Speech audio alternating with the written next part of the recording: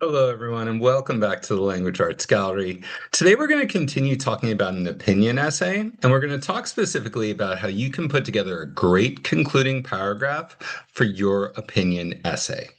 So, I want to begin by talking about the features of an opinion essay. Remember, our whole structure to essay writing is based around rhetorical awareness and the rhetorical features of an academic essay. So, an opinion essay is going to directly state our opinion or share our opinion with our reader. Now, this might be different from other cultures where we want to be less direct in our writing, but in English academic writing, we want to state our opinion directly at the beginning of our essay. So, we're going to do that in our introductory paragraph with a clear thesis statement. Each one of our body paragraphs is going to represent reasons in support of our opinion.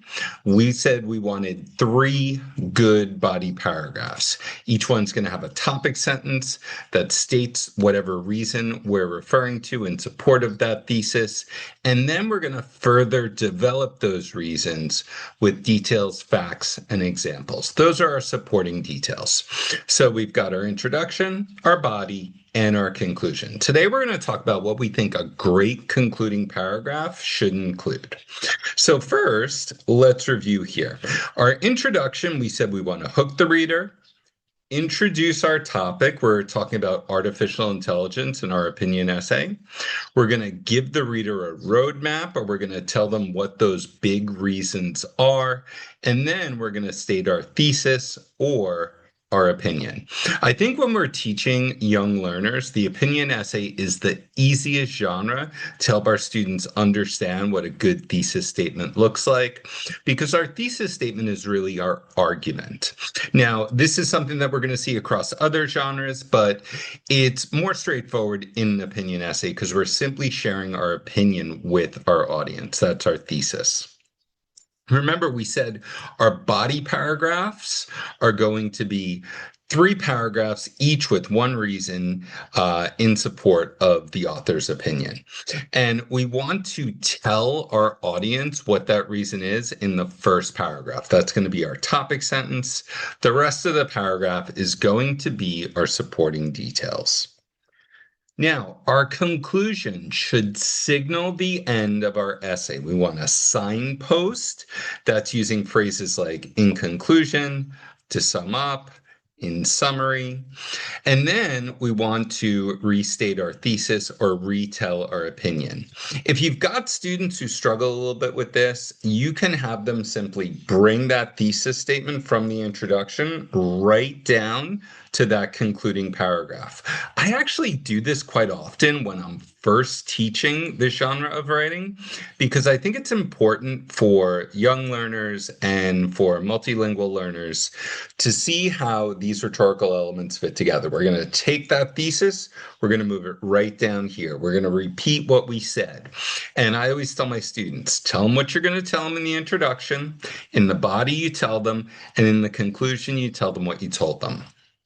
With that in mind, we're going to summarize the reasons, those 3 big ideas that we stated in our body paragraphs, and then we're going to leave the reader with a final thought. That final thought is an opportunity for your writers to be a little bit creative, but we want to be careful not to introduce any new information in our conclusion. So let's look at how we can do each of these things. Right away, we want to make sure that our reader knows they've come to the end of the essay and we're about to conclude our writing. So we want to use phrases like in conclusion, to wrap up, in closing, or to conclude. Then we want to retell our opinion or restate our thesis. So I chose in conclusion. In conclusion, humans need to do their own work to truly be successful. Now, that's fine. That was my thesis statement, so that's fine. But I want to try and say this in different words. And that's where skills like paraphrasing really become important for our multilingual learners. In conclusion, humans should not rely on AI to do their work for them. Then we want to summarize those big ideas. What are the three reasons that people shouldn't become reliant on AI? We said that it prevents critical thinking, it weakens communication skills, and it makes us helpless when that technology is not available. Again, we want to try to paraphrase this or say it in slightly different language. So we're going to say, when we become too reliant on AI, we weaken our brains, lose our unique human voices, and become helpless without a screen. Finally, we want to leave this reader with a strong concluding thought. This is going to be your last opportunity to say something to your audience. Again, we don't want to include any new information. We just want to end with a strong concluding thought. You might say, a computer can store information, but only a human mind can truly learn, grow, and achieve greatness.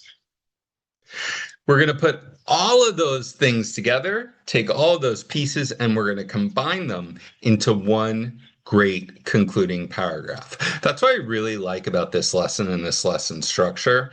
It really goes step by step to help students see what exactly is included in a great concluding paragraph. So here it says, in conclusion, it's clear that letting AI do our tasks causes humans to lose their skills and become far too dependent on technology. There's my signposting and my thesis statement. By avoiding the hard work of thinking, we weaken our brains, lose our unique human voices, and become helpless without a screen. There's my summary. While AI is a cool tool, it should never replace human effort.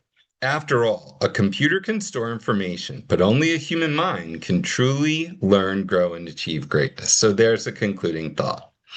So, like all of my lessons, you've got a graphic organizer here that breaks this paragraph up into different parts, different building blocks, and then gives students the opportunity to put this all together in their own concluding paragraph.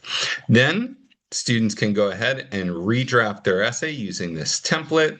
We've also got language supports here for our multilingual learners at the bottom. We've got linking words and language for expressing our opinion.